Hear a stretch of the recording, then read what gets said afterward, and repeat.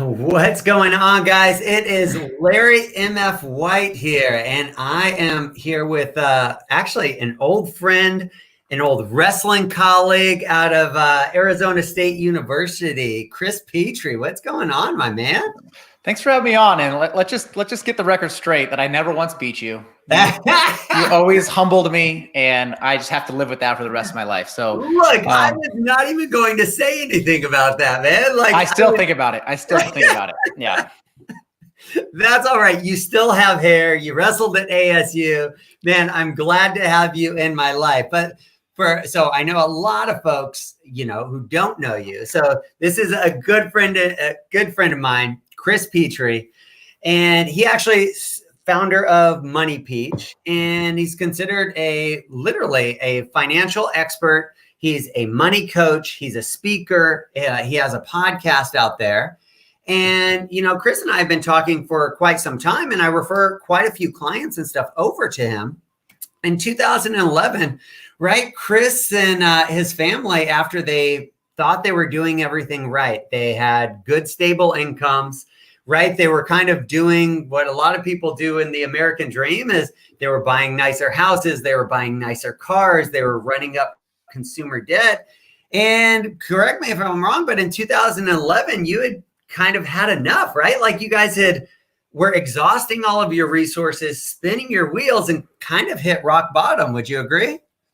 Yeah, that's putting it lightly. So yeah, we went to Arizona State.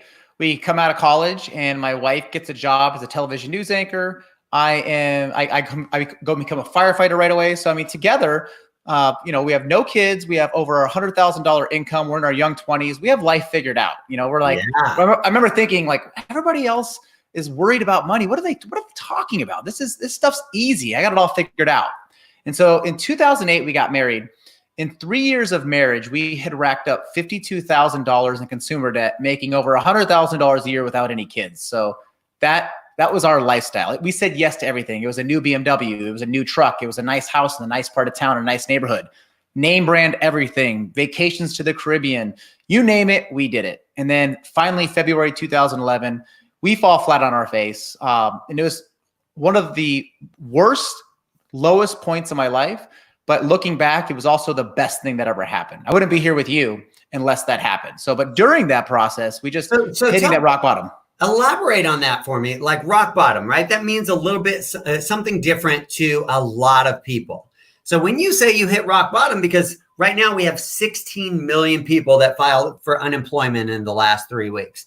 We have an uncertain job economy. We have an uncertain stock market, right? So rock bottom is different for everybody. Explain to everybody a little bit, what was your rock bottom at the end of the day? What did that look like, to put that into translation? So the biggest difference I would say for what I'm seeing right now and what we went through is very self-imposed, right? This was, we hit rock bottom, not because of any unforeseen pandemic or something like that happened. We hit rock bottom because we weren't behaving with money. We never paid attention to it. We never looked at it. We just spent. So our rock bottom was when we had overdrafted our bank account 3 times in a day. Wow.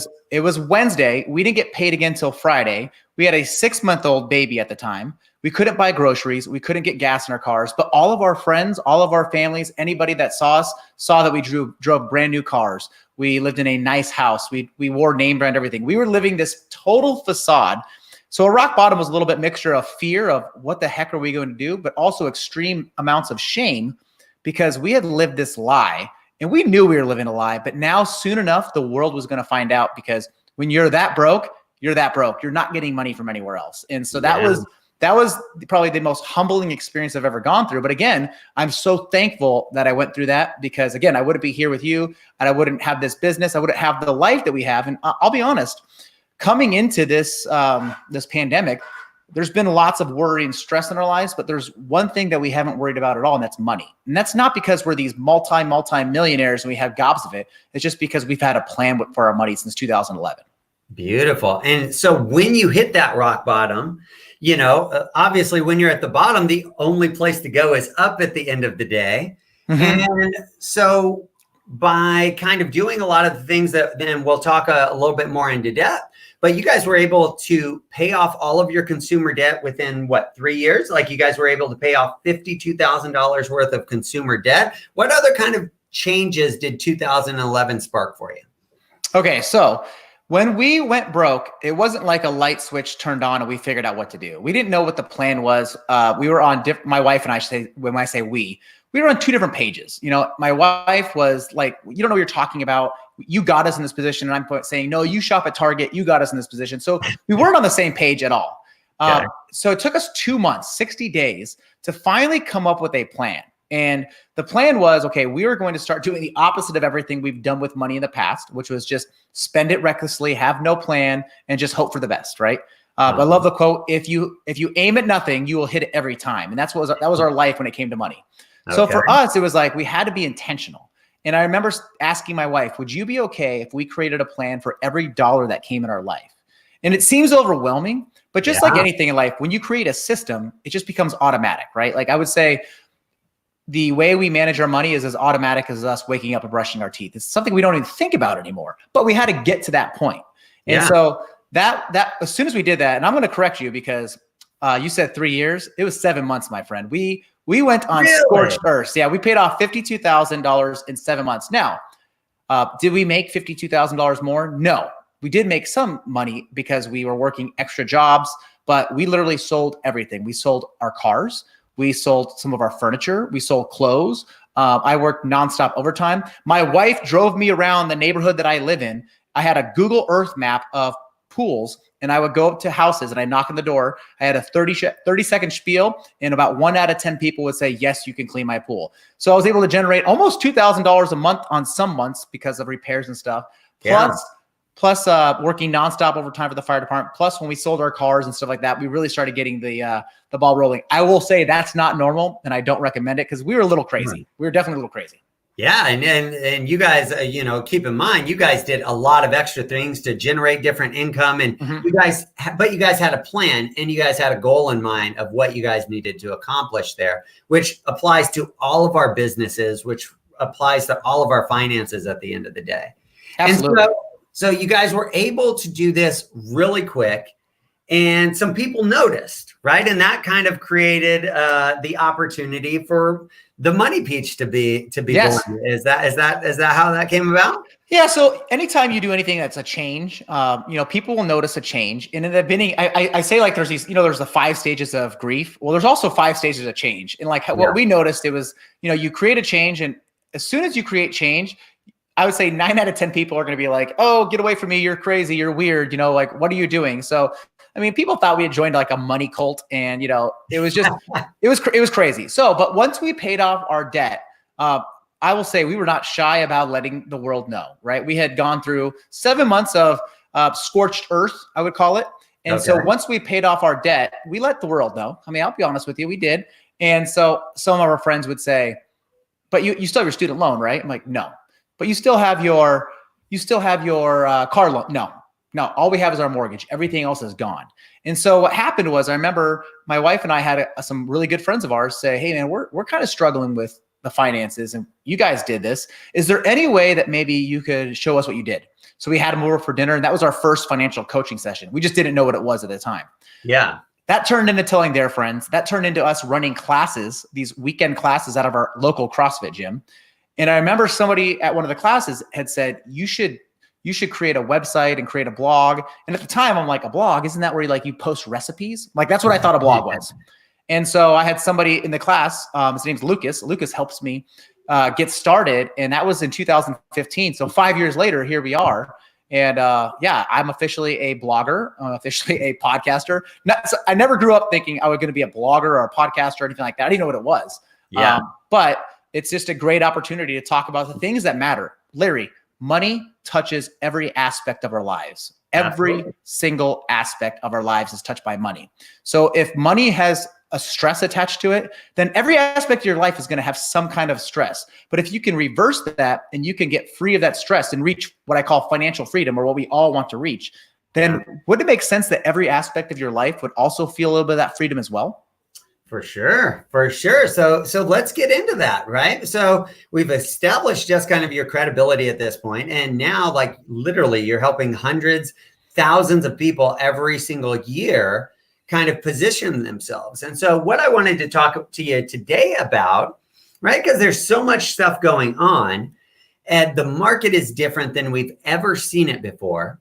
So let's pick like 3 things that we think can apply to everybody, no matter where they're at financially, like in their career, etc. What would be the first thing that we need to look at as humans, as families, as leaders in our community and stuff? What's the first thing that we need to address?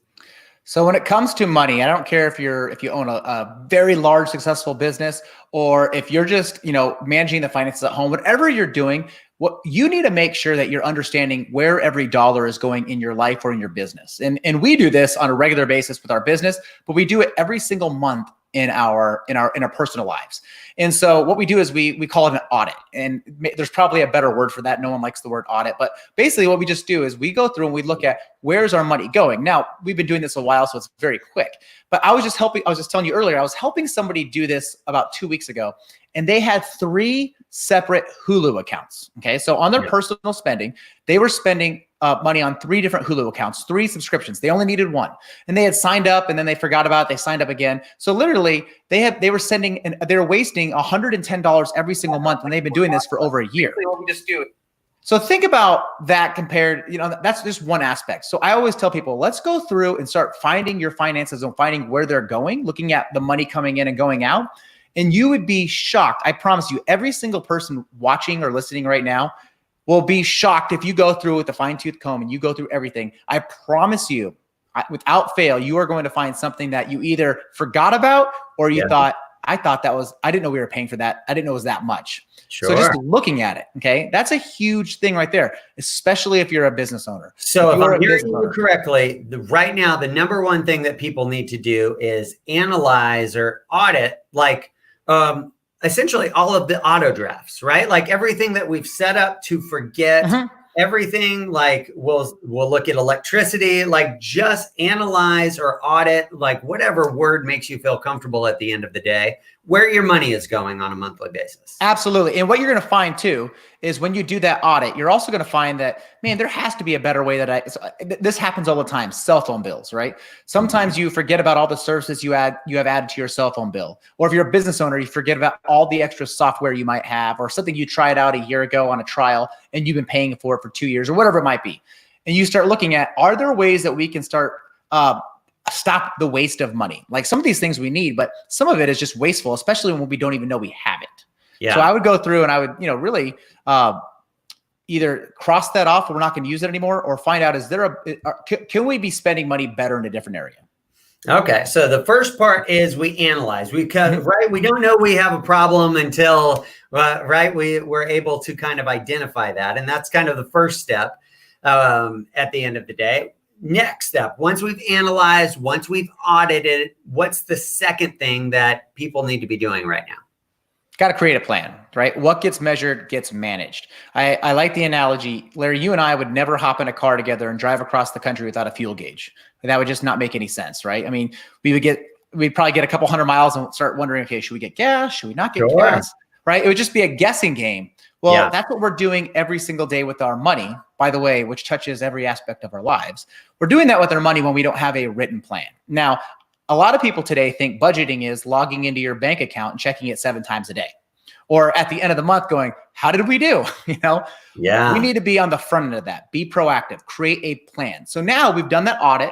Now we're going to go through and say, okay, where's all of our money going? Here's our income. Let's start telling our money what to do before we actually spend it. A lot of people think, oh my gosh, this is so restrictive. This is going to be the worst thing ever.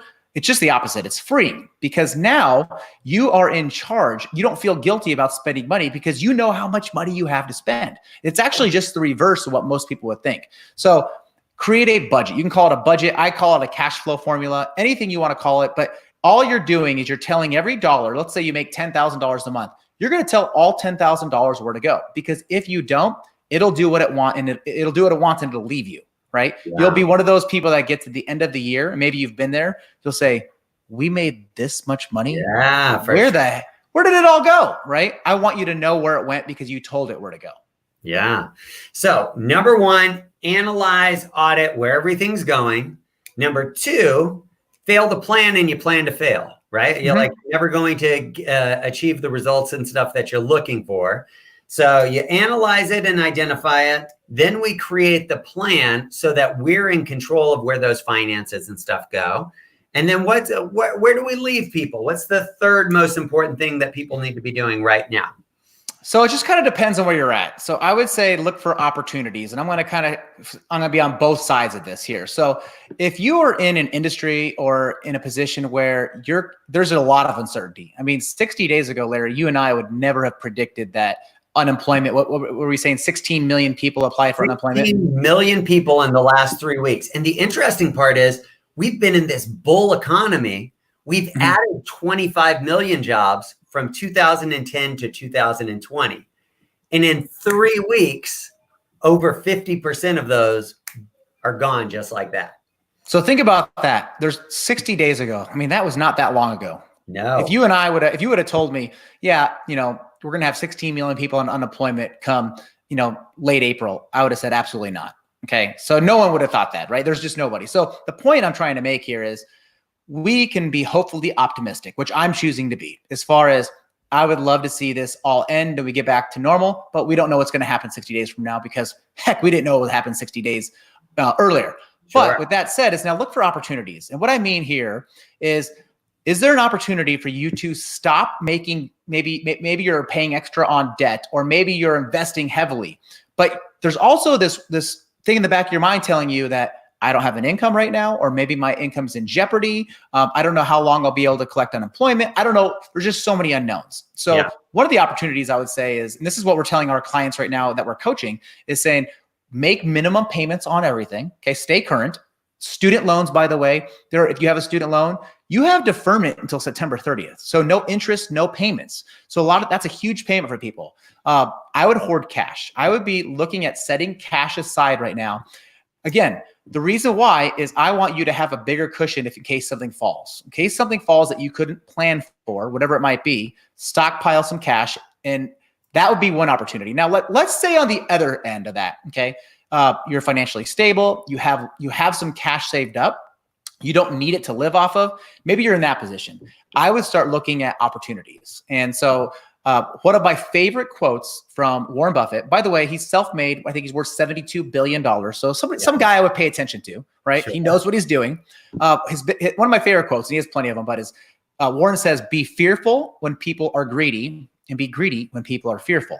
Now, with that said, actually, Larry, I'm going to let you take this one over because we talked about this earlier, but it's very interesting. What just happened in the last 48 hours? Yeah. So Warren, we were talking about that, and I was like, funny you should say that, because Warren Buffett, who is an owner of Berkshire Hathaway Home Services, literally sold off over $30 million worth of stock and came right back out with that quote, which he's said multiple times in this industry. So what is he seeing that we may or may not be seeing at this point in time, right? People are being greedy. We had this sharp decline, and I was talking with Rick Sharga last week, a chief economist, who talks about this normal V-type shape that happened after 9/11, that happened after the RTC oil crisis, right? That happened after all of these events. Goes down as we're in this fear base, and then we start pumping money into the economy, and it goes right back up at the end of the day. Now, that V shape is pretty normal after pandemics, after situations like this, but the next part is the W, right? After the dust settles and stuff, and the stimulus has gone away and all of these things, then the market kind of recorrects itself at this point in time. So what I'm analyzing or seeing Warren Buffett do is, look, this market is on this. Here you go. Have it. Pay the top value. And I'm going to come in and buy this stuff at pennies on the dollar when it comes back down at the end of the day. But what's your interpretation of it? Yeah. So, I mean, not to get, super into a markets lesson here, but, we were right around 29,000 early March, before we started seeing this pandemic happen, and we drop all the way down to 18,000. And, if you want to hear, you turn on every news station, whether you're on the left side or the right side of the aisle, and every market expert is saying it's over. This is the end, blah, blah, blah, so people are fearful, right? So everybody's like, I got to get out. I got to get out. And I think that's when to get in. But what happened just a few weeks later, right? The world was ending. So we dropped it down to 18,000. And then a couple of days later, we go up to 23,000. You get this big jump, and it's almost unexplainable. Like, wait a second, we are in the worst pandemic. The economy has literally shut down. Yeah, we're still in home quarantine, right? We can't leave our house unless you're in an essential job field. So what's causing it to go back up? And my gut feeling is people are greedy, right? Everybody is looking at that going, I got to jump back in because it's down. Well, guess what happens when you jump back in? Supply and demand, right? We just increased the demand. So we lower the supply, increase the demand. Guess what's going to happen to the markets? They go back up. So I've never been one to say time the market, right? Because, even the experts that, on TV that have all the software and everything, they're wrong, right? Yeah. I always like to say, even a broken clock is wrong twice a day. So they're wrong, right? Every once in a while they're right, but it's very, very rare. But so when you talk about opportunities, then obviously hoarding cash, and that's something that, I've talked to with a couple of my mentors and stuff about. I think that's a very common trend right now that I would totally back. What kind of opportunities do you see, or what kind of opportunities are you looking at as the money peach over there?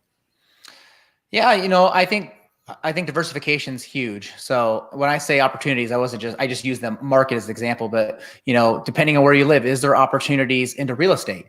Is there opportunities into things like right now with people needing cash? Is there opportunities if you have cash, maybe do some hard money lending? And just look at different opportunities, different ways to use your income to make income. And so whatever you're comfortable with, look at maybe something that's that's distressed that that maybe you can help with, right? So there's just, I would say I'm really hesitant to give any kind of like financial advice, right? Because I'm not licensed financial advisor, but I will say if I'm in your shoes, I'm looking at what am I comfortable with? So for me personally, that's one of the things that I'm looking at right now is there ways right now that we could start getting more involved in hard money lending? Is there ways that we can start looking at real estate a little bit different way? I would say, make sure you understand what you're going into before you go into it. Don't just jump into it because you heard some guy on Facebook or YouTube say something, right?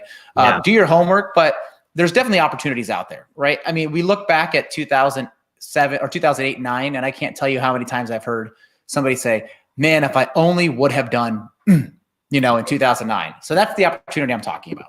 Okay. Now, do you see, and I know this wasn't anything that we had talked about prior to, but as we're getting through this, right, and we're talking about opportunities, we're talking about pumping, we mentioned quantitative easing a little bit, and basically pumping money in to keep this market up here.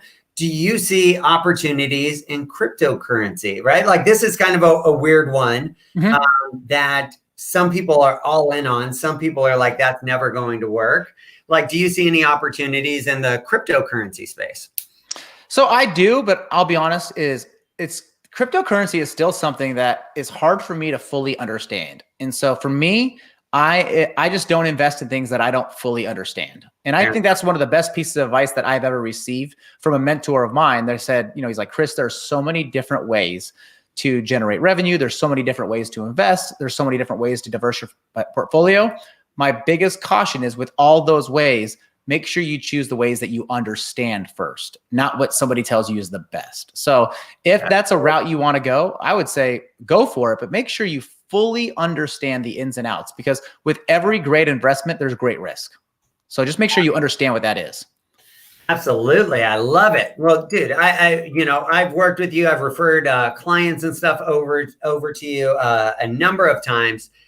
If people are like, man, that makes a lot of sense, I don't know how to start, how can people get in touch with you? And like, first off, like what's your website? Is it www.moneypeach.com? Is that? That's it. Yep. If you just Google Money Peach, we'll pop right up. We're pretty active on our Facebook page. So if you just type in the Money Peach in Facebook, or if you just search Money Peach anywhere. So we're active on Twitter. We're active on Instagram, Facebook. We have a podcast that we put out every Thursday. So we just released, actually today's Thursday. We just released an episode today. Today's episode is all about the changes in retirement accounts with the CARES Act. So if you're wondering about borrowing money, or you're wondering about the withdrawal, the penalty that's been waived, anything like that, RMDs, we just put out a whole podcast on that today. So yeah, if you just search the word Money Peach, it's a pretty unique name. We're the first one that pops up. All right. Well, dude, I greatly appreciate it. Again, I would definitely recommend, I saw some of these comments and, even post a couple of them on the screen here. Like, this isn't just me telling you guys this, right? Like, Chris happens to be a great friend and an old colleague of mine that I beat quite a bit in wrestling year after year after year. But we don't want to get into that right now. This is about you guys and everything that Chris can actually do. He has a lot of free content on how to actually better it. He does do financial coaching and literacy and stuff there. He can help organizations. This is where I know that Chris is helping a lot of organizations implement financial literacy and stuff for all of their people and stuff as well. So I'm a huge advocate for him. I'm a huge advocate for all of you guys actually taking control of your finances, using this time to get ahead of the game, right? Don't blame our resources. Let's be resourceful during this time and figure out how we better our lives at the end of the day. Absolutely. I agree. All right, Chris. Well, man, thank you so much for your time and stuff today. This is obviously live. I'll rebroadcast on a couple of other different sites and stuff here. Hopefully everybody takes our advice and does some of these things and you guys got some value out of it. If you need anything, reach out to Chris directly at Money Peach. Google Money Peach. It'll come up. Free content, paid content, coach, advocate, financial advisor. Thank you so much, Chris, and I will talk to you soon, sir. Hey, thanks for having me on. Appreciate it.